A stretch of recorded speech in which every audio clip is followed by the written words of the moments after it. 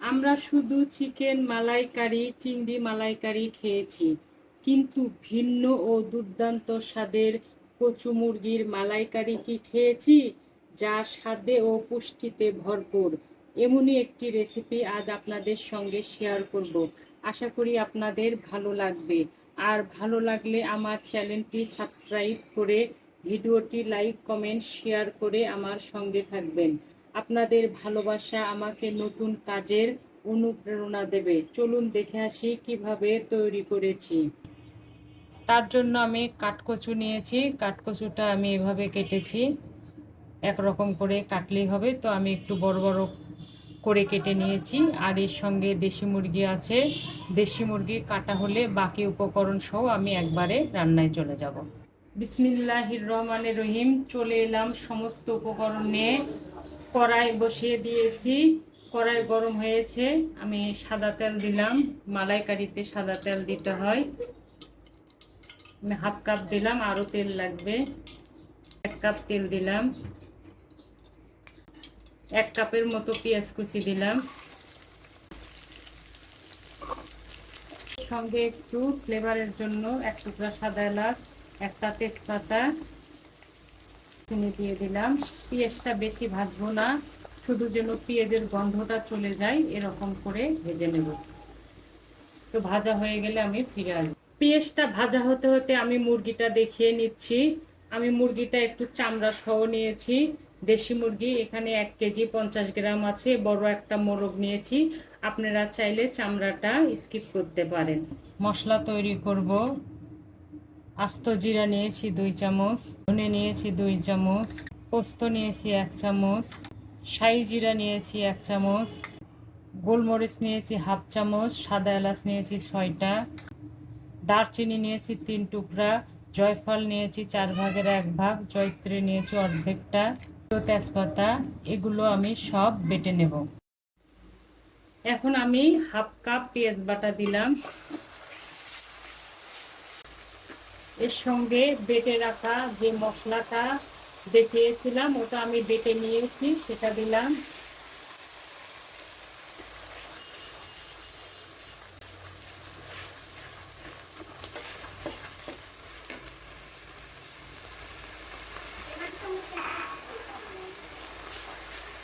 পরিমাণ মতো লবণ দিলাম।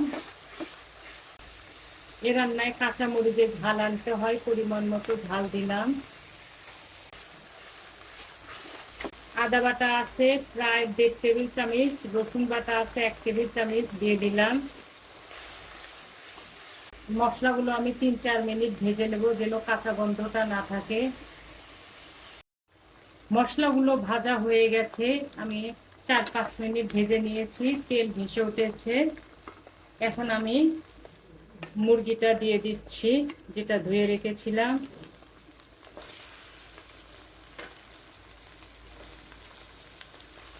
আমি এখানে মুরগির সব অংশই ব্যবহার করেছি, যেগুলো খাওয়ার উপযোগী।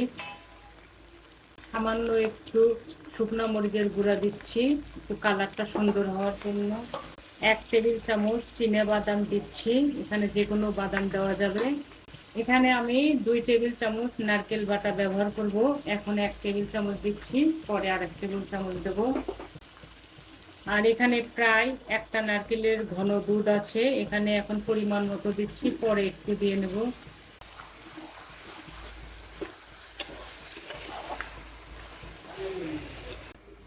সামান্য একটু পানি দিলাম। এখন আমি ভালো করে সবকিছু কষিয়ে নেব।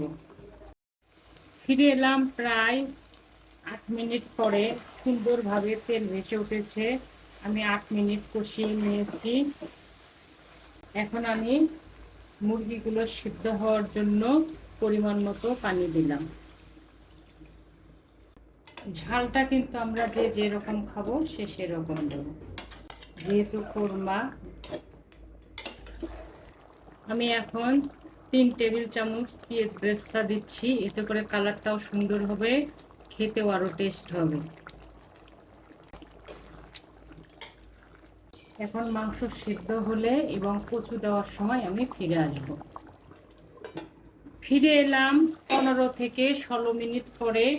আমি নাড়াচাড়া করেছি যেন লেগে না যায়। আমি খুব সুন্দর করে 15 থেকে 16 মিনিট কষিয়ে নিয়েছি। এতে করে রান্নাটা যেমন সুস্বাদু হবে, মুরগির যদি কোনো কাঁচা গন্ধ থেকে থাকে সেটাও চলে যাবে। এখন আমি কচুটা দিয়ে দেব। আর কচুটা এই পর্যায়ে দিতে হবে ঝোল ঝোল থাকতে, তাহলে এই মশলাগুলো কচুর ভেতরে ঢুকে যাবে, কচুটাও খেতে খুব সুস্বাদু লাগবে। এখন আমি 1 টেবিল চামচ যে নারকেল বাটাটা রেখেছিলাম সেটা দিয়ে দিলাম, যে নারকেলের দুধটা রেখেছিলাম সেটা দিয়ে দিলাম। এতে করে রান্না আরো সুস্বাদু হবে। এখন আমি এই ঝোলের সঙ্গে মাংস কচু সহ সব সুন্দর করে কষিয়ে নেব। ঢেকে দিলাম, ফিরে আসবো। তারপর ফিরে এলাম প্রায় 9 থেকে 10 মিনিট পরে। আমি সুন্দরভাবে নাড়াচাড়া করে কষিয়ে নিয়েছি। অনেক সুন্দরভাবে তেল ভেসে উঠেছে। আমাদের সব কিছু কষানো শেষ। এখন আমি রান্না হওয়ার জন্য পানি দেব। পরিমাণ মতো পানি দিচ্ছি।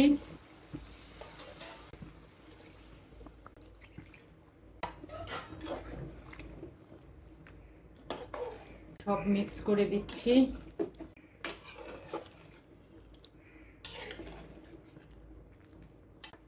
ঢেকে দিলাম, ফিরে আসবো একটু পরে। ফিরে এলাম 12-13 মিনিট পরে। আমাদের রান্না কমপ্লিট। কাঁচামরিচ দিচ্ছি স্বাদ হওয়ার জন্য, ফ্লেভারটা অনেক সুন্দর হবে। জাল বন্ধ করে দিলাম। 1 চামচ ঘি দিলাম। চাইলে আরো বেশি দেওয়া যাবে, কিন্তু আমি পরিমাণ মতো দিলাম। আমি যে মশলাটা করেছিলাম, তো বাটার আগে আমি একটু মশলা রেখেছিলাম, তো সামান্য একটু সেই মশলাটা ছিটিয়ে দিলাম। এতে ফ্লেভার এবং স্বাদ দুটোই অটুট থাকবে। এখানে চাইলে আলু বোখরাও দেওয়া যাবে, তাতেও অনেক টেস্ট হয়, আর ঝোলটা আরও টেনে নেবে। ঢেকে দিলাম, ফিরে আসবো 10 মিনিট পর। ফিরে এলাম 10 মিনিট পরে। এখন পরিবেশন করব।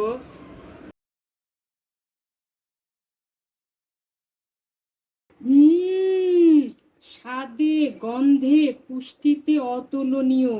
ঘি, কাঁচামরিচ, নারকেল, অপূর্ব। ঘর আমার মাতোয়ারা হয়ে গেছে। হয়ে গেল ভিন্ন স্বাদের ও দুর্দান্ত কচু মুরগির মালাইকারি। পোলাও, ভুনা খিচুড়ি, পরোটার সঙ্গে খেতে অনেক ভালো। এভাবে তৈরি করে দেখুন, দুর্দান্ত স্বাদ। ছোট বড় সবাই খাবে তৃপ্তি করে। আজ এ পর্যন্তই। ইনশাল্লাহ আবার দেখা হবে নতুন কোনো রেসিপি নিয়ে। ভালো খান, সুস্থ থাকুন। আল্লাহ হাফেজ।